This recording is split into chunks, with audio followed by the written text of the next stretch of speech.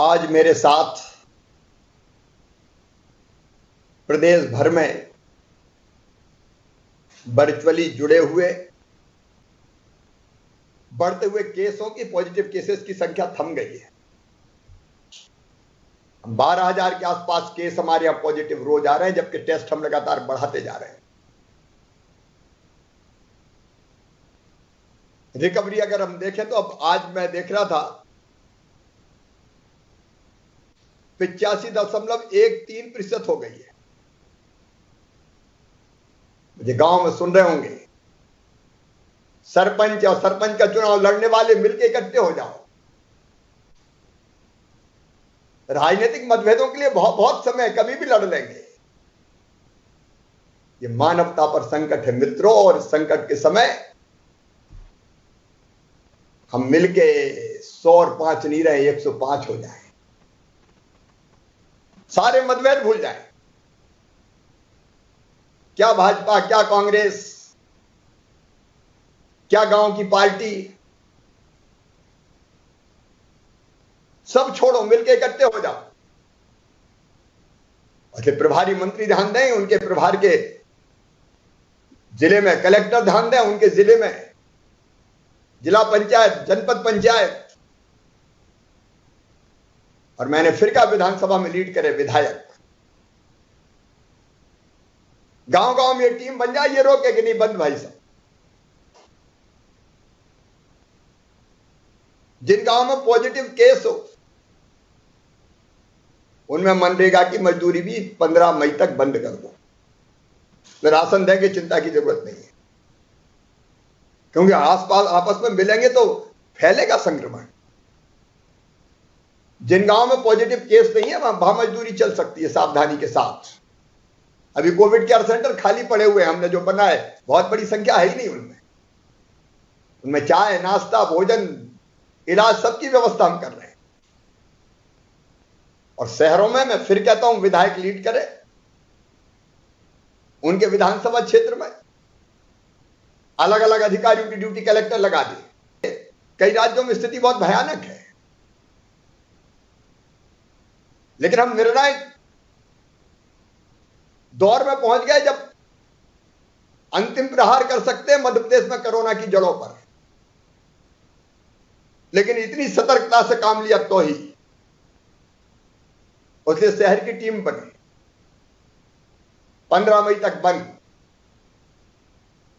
आप सुन रहे हैं, आप कीजिए, मेरे संदेश को गांव गांव पहुंचाइए, हर व्यक्ति तक पहुंचाइए। के साथ दूसरी चीज, अलग अलग जिलों की स्थिति में कहां भीड़ होती है वो देख के फैसले करें। मैं अलग अलग कलेक्टर से भी बात करता हूं, मैंने कुछ नाराजगी भी प्रकट की है, लेकिन वो जनता के हित के लिए, लोगों को बचाने के लिए आके। ऐसे समय में चैन से कुर्सी पे बैठा नहीं रह सकता। रात और दिन एक ही जुनून रहता है कि कैसे कैसे बचाएं। उसमें हम सबको जुटना पड़ेगा। और दूसरी चीज, कल से किल कोरोना अभियान अभी भी चल रहा था, लेकिन अलग अलग हिस्सों में हम देख रहे थे जहां हॉट स्पॉट है, ग्रामीण क्षेत्र में वहां घर घर जा रही थी टीम सर्वे। गांव में एक एक घर जाना है। ये टीम का प्रारूप आपके पास पहुंच चुका है। 2 तरह की टीम होंगी। एक टीम जो घर घर सर्वे करेगी, उसमें आशा कार्यकर्ता, आंगनबाड़ी कार्यकर्ता, आंगनबाड़ी सहायिका, रोजगार सहायक, जन अभियान परिषद के मित्र और गांव की टीम। क्योंकि अकेले जाएंगे तो कोई नहीं पूछेगा इनको, कई लोग घुसते ही नहीं देते, दरवाजे नहीं खोलते। कई जगह सहयोग भी करते हैं, अच्छा काम भी किया है, लेकिन इनके साथ गांव की टीम चाहिए, गांव की गणमान्य नागरिकों की, जो मैंने पहले उल्लेख किया है, वो टीम। और ये मिलकर जाएंगे तो सर्दी जुकाम बुखार वाले जो पेशेंट्स कई बार गांव में बताते नहीं है, नीम हकीम इलाज करते रहते हैं, या सोचते सर्दी खांसी है ऐसे ठीक हो जाएगी, बाद में जब वो संक्रमण फेफड़ों में फैल जाता है, ऑक्सीजन लेवल कम होता है, घबराहट होती, तब आते हैं। और तब ऐसी हालत में आते हैं कि हम बहुत कुछ करने की स्थिति में नहीं रहते। फिर क्यों ये नौबत आने दें?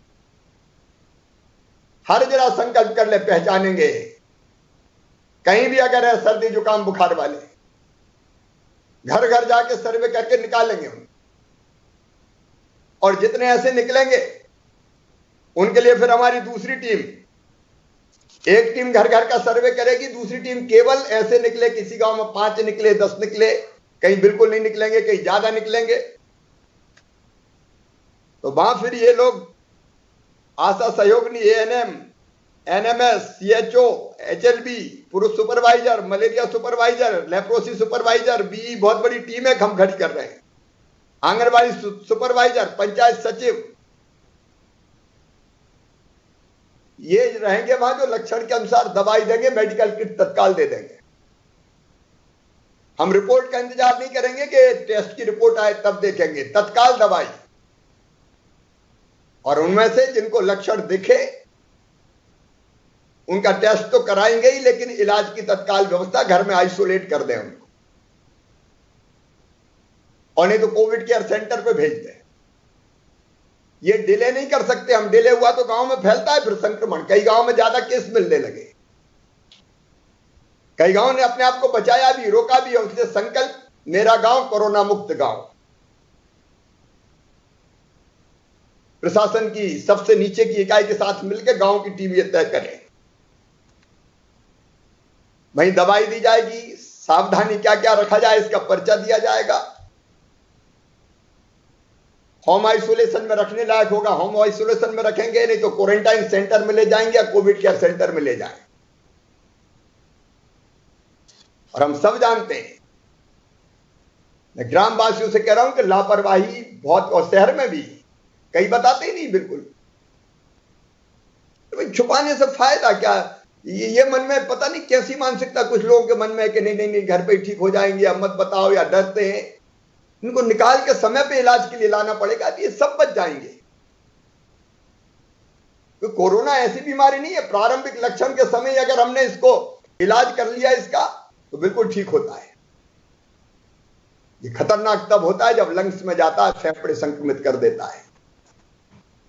तो गांव में भी ढूंढ के निकालना है किल कोरोना अभियान, वहीं दवाइयां देना है, इसलिए सारे कलेक्टर्स देखेंगे, जनपद वालों की ड्यूटी लगा दें, और मेरे सांसद, मेरे विधायक साथी ये नीचे तक देखें भाई, ये देखो, ये लोगों के लिए जीने का समय है अभी। ये टीम केवल प्रशासन ने आप बनवाए, आपके प्रभाव का इस्तेमाल करें। शहरों में किल कोरोना अभियान चलेगा, हम कोविड सहायता केंद्र खोलेंगे, नगर निगमों में जोन के स्तर पे आप खोलें, प्रशासनिक अधिकारी ध्यान दें, मेरे विधायक सांसद साथी बैठे, प्रभारी मंत्री बैठे, वो मोहल्ला क्लिनिक की तरह काम करेंगे, गाड़ी घूमे जो अनाउंसमेंट करे सब जगह कि भाई जरा भी सर्दी जुकाम बुखार है तो यहां आ जाओ, सीधे अस्पताल जाने की जरूरत नहीं है। और कोविड सहायता केंद्र पर ही उनको दवाइयां दे दे, अगर उनमें से कोई लगता है कि संक्रमित ज्यादा है तो भर्ती की व्यवस्था भी हम कर सकते हैं, कोविड केयर सेंटर में ले जा सकते हैं। भोपाल में यह प्रयोग हुआ, सफल रहा है। तो सभी नगरों में करना है, महानगरों में करना है, नगर पालिकाओं में 2-3 वार्ड के बीच एक कोविड सहायता केंद्र खोलो। नगर पंचायत में तो किल कोरोना अभियान चलेगा घर घर, क्योंकि नगर पंचायतें छोटी होती, वहां घर घर ही सर्वे होगा। किसी घर में 15 मई तक कोई संक्रमित छूट ना जाए, हर एक को ढूंढ के निकालना है और उनसे दूसरों को संक्रमण ना फैले, इसका अभियान चलाना है।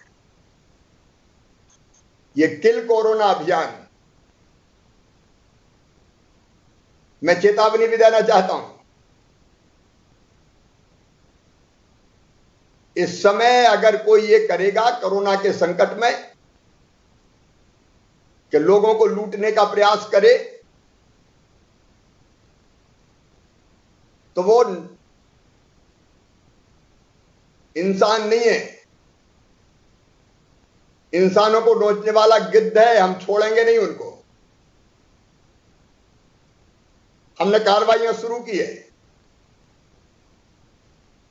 मैं कल फिर निजी अस्पताल के संचालकों से बात करूंगा, जो सहयोग कर रहे हैं उनका अभिनंदन करूंगा, लेकिन कोई गड़बड़ करेगा तो सरकार बैठी नहीं देख सकती। मैं सहयोग चाहता हूं, लेकिन संकट के समय जनता पैसा कहां से लाए, गरीब पैसा कहां से लाए? और इसलिए आज हम फैसला कर रहे हैं। पहले से ही कुछ अस्पताल हमने निजी अनुबंधित कर रखे, सरकार उन्हें पैसा देती, जनता का पैसा नहीं लगता। अब बाकी अस्पतालों को भी आयुष्मान भारत योजना में 88% हमारे कवर्ड है परिवार।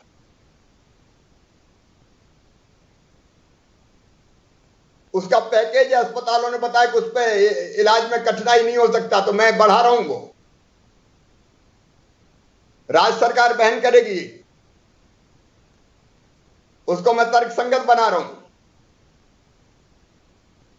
और बाकी भी निजी अस्पतालों से अनुबंध करके मैं गरीब और आम इंसान का इलाज निःशुल्क करवाना सुनिश्चित करूंगा। कोविड के इस दौर में नहीं है आम आदमी के पास इतना पैसा कि वो अपना इलाज करा सके। कहां से पैसे लाएंगे लोग? जो पैसा लगेगा सरकार अपने खजाने से भरेगी। कल से ये योजना लागू होगी, युद्ध स्तर पर हम काम करेंगे और जनता को निःशुल्क इलाज मिले, विशेषकर गरीबों को। कुछ अस्पताल हम छोड़ेंगे, जहां अपने पैसों पे संपन्न लोग अपना इलाज करवाना चाहते, वैसे कुछ अलग छोड़ देंगे, लेकिन बाकी हम अनुबंधित करेंगे। आयुष्मान भारत योजना के अंतर्गत हम पैकेज देंगे और वहां गरीबों का इलाज, आम आदमी का इलाज, निम्न मध्यम वर्गीय का इलाज,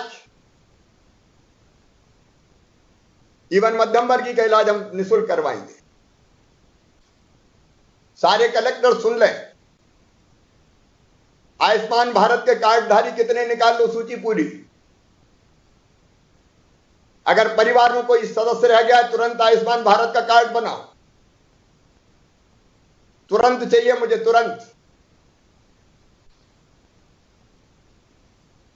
बाकी सदस्य रह गए, जोड़ लो। कोई जायज व्यक्ति रह गया है, जोड़ लो। लेकिन इस योजना के अंतर्गत आपको अस्पतालों से बात करना है। पैकेज तैयार है, मैं उस पैकेज को भी नहीं बता रहा हूं, यहां की टीम ने बनाया हुआ है और वो रीजनेबल है, उसमें घाटा नहीं है किसी को भी, क्योंकि मैं जानता हूं घाटे में कोई काम नहीं करेगा। और उस पैकेज के अनुसार निःशुल्क इलाज हो, जनता का पैसा ना लगे। 2-3 दिन सेट होने में इसको लग सकते हैं, लेकिन तब तक की भी जो भर्ती है उनको इसका लाभ मिले। ये युद्ध स्तर पर प्रयास करना है। प्रभारी मंत्री भी देखेंगे, विशेषकर कलेक्टर्स इसको देखेंगे।